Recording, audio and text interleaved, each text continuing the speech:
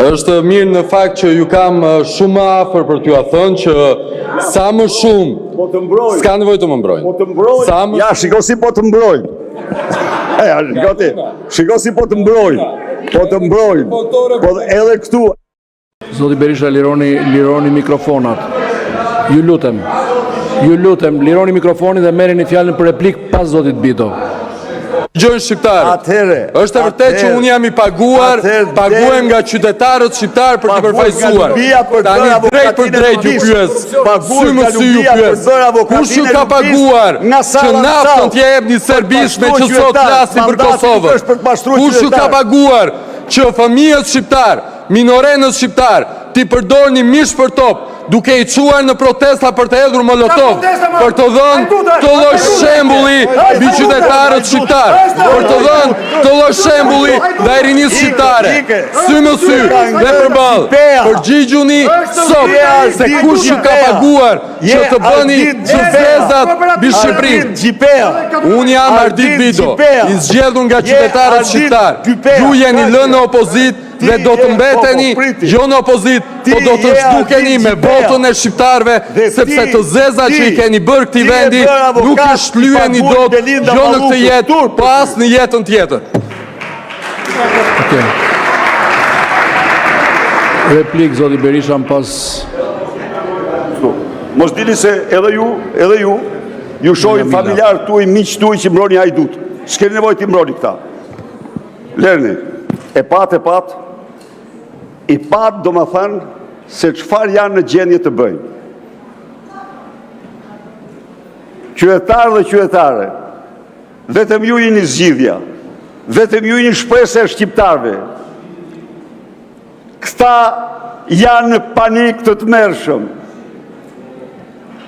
Përsëritën dje 22 shkurtin e 91-shit.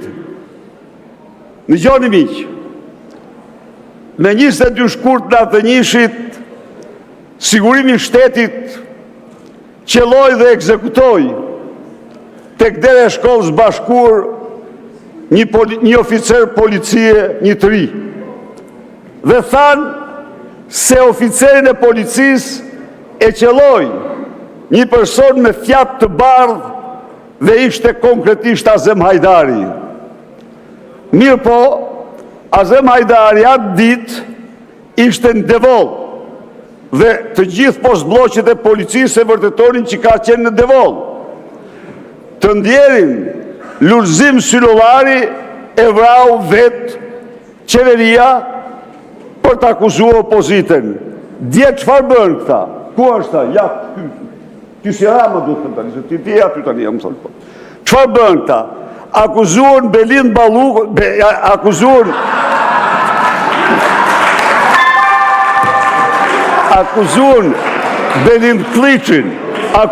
Belin Kliçin se organizoi kryengritjen. Jo ma jo se atë se akuzoni do t'ju se ajo ka ndor ju, e dizi ju bën ju apo jo, ajo bën pet ju, po ju kur ngrit tani, kur ngrihet ajo dhe më thot, në nxjerr rregulloren për një fjalë që unë përdora edhe ta përfundoj fjalën. Shqipe, unë mund thoja dhe dollapt, po fundin nuk thash dollap, po thash një fjalë tjetër që të kuptohet nga qytetarët. Atëherë dhe për këte ngri ju të sulmoni, edhe për këte.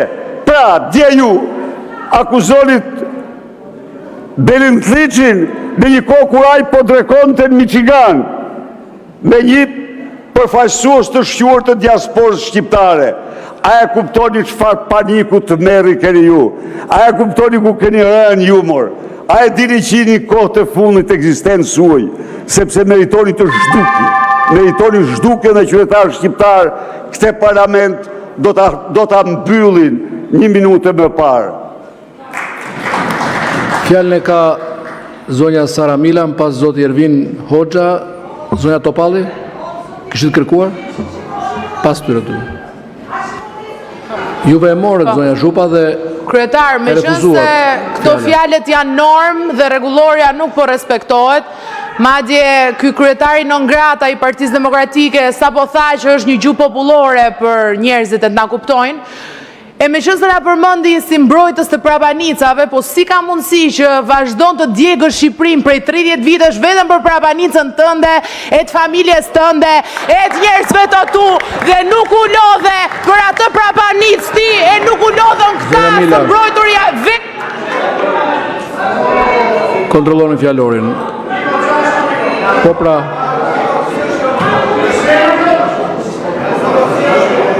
Zoti Hoxha. Zoti Hoxha. Zoti Ervin Hoxha e ka fjalën.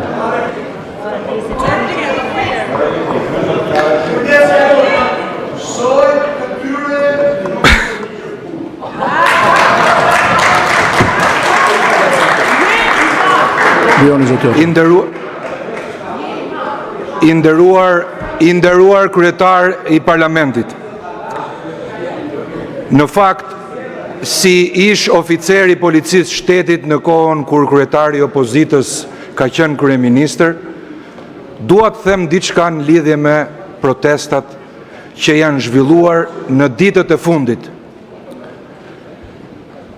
Në fakt kemi 40 punonjës policie të plagosur për vetëm faktin e 2 protestave të fundit. Më lejoni të flas. Më lejo të flas dhe do të sqaroj dhe ti do mbete shumë i kënaqur nga sqarimi im.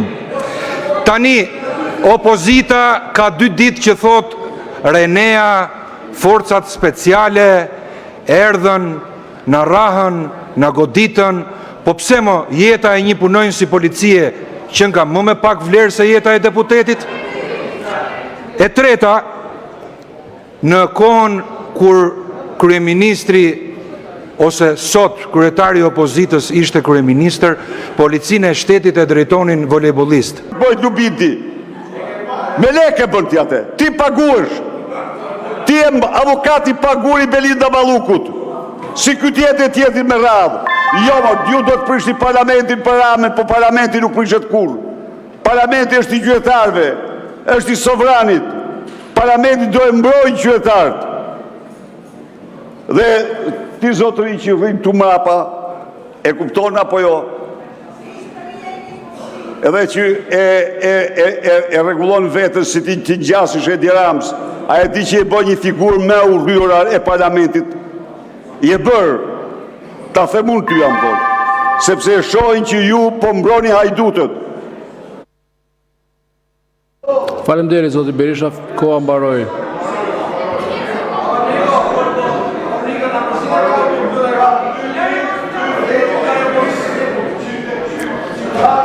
Ka marrë 2 herë kohën, pra nga 2 minuta, 4 minuta. Si o Niko? Ta përfundoj fjallën. Ok. Zonja Evis Kushi.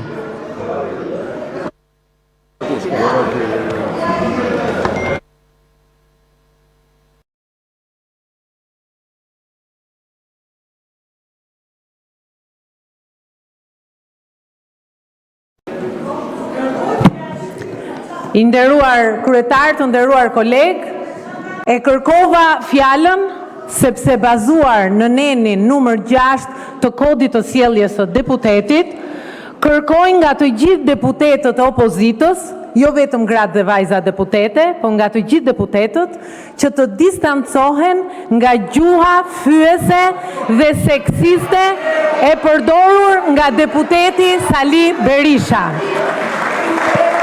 Është e pa pranueshme, është e pa tolerueshme.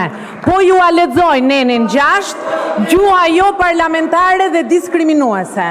Përdorimi në kuvend i gjuhës së pahishme, fyese ose kërcënuese, ofendimet dhe sulmet fizike personale janë rreptësisht të ndaluara. Prandaj është në nderin tuaj, po edhe në nderin e këtij kuvendi, që të distanconi me njëherë nga kjo gjuhë fyese. Ne nuk mund të mbajmë këtë turp, prandaj ju takon gjithë të distanconi. Faleminderit. Faleminderit për replik zoti Bido, më pas zoti Berisha. Ka kërkuar fjalën zoti Ardit Bido për replik. Më pas ju. Po pra, po pas zotit Bido se e përmendët ju më parë. Fillimisht zoti Ardit Bido.